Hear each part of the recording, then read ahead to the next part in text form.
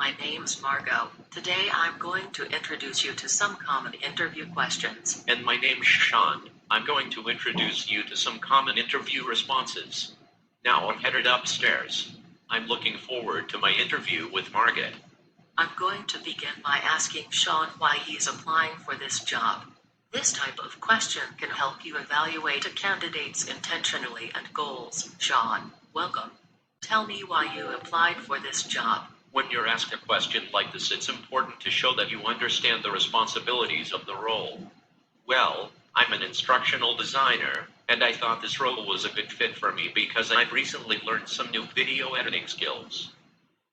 I like this response from Sean, but now I need to know whether he understands what our company is trying to do. Great, that's a really important skill for us. Why did you choose our company? What do you know about us? Here I need to show what makes their company different from other similar companies. I really like the way that your company works with universities. I would like to work with those organizations. This is just the sort of response I'm looking for.